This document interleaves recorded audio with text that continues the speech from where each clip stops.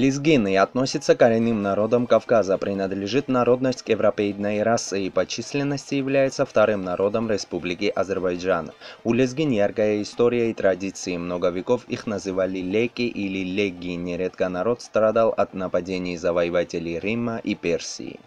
Проживает народность в Российской Федерации на юге Дагестана и на севере Азербайджана. В Дагестане лезгины населяют Дербенский, Ахтинский, Курахский, Дагуспаринский, Сулейманстальский и Хевский районы.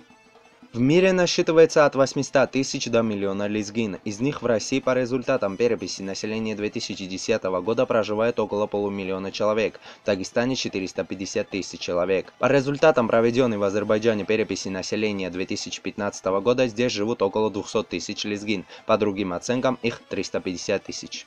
Происхождение этнонима лезгины еще не изучено до конца и нуждается в проведении дополнительных исследований. Авторы античных времен называли лезгин леки, арабские авторы звали их лекс, а грузинские лекеби.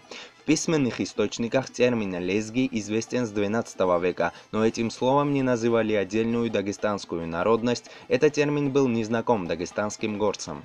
Историческая территория расселения лезгин исторически именовалась Лезгистан. В X веке на территорию государства Кавказская Албания, на тот момент рухнувшего под ударом хазар, вторгаются арабы, которые впоследствии делают город Дербент своим областным центром и плацдармом для дальнейшей экспансии в Северный Дагестан. Это же время связано и с принятием лезгинами ислама. Таким образом, лезгины стали первым народом Кавказа, принявшим мусульманскую веру. В дальнейшем Дербентский эмират на короткий период стал самостоятельным владением, однако вскоре вошел в состав Золотой Орды, а затем и государства Ширваншахов.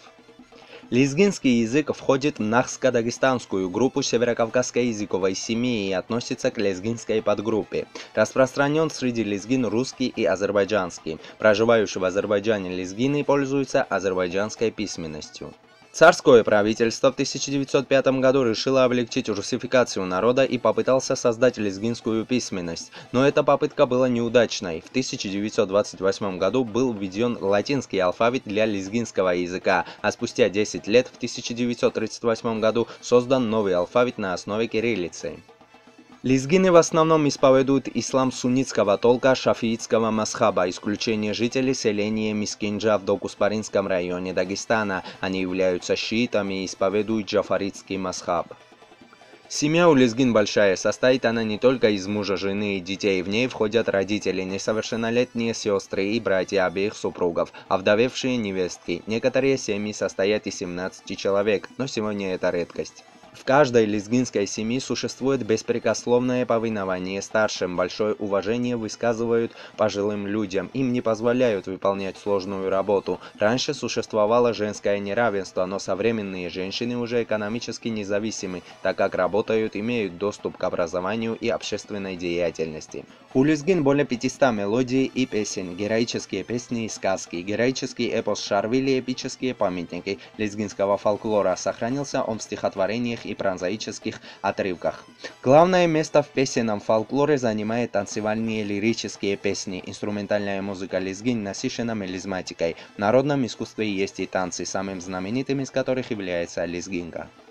И на этом все. Спасибо за просмотр. Подписывайтесь на канал, чтобы не пропустить новые видео. И ставьте лайки. По ночам мне снится вся красота, что в Дагестане. И вечно буду я молиться за твой покой.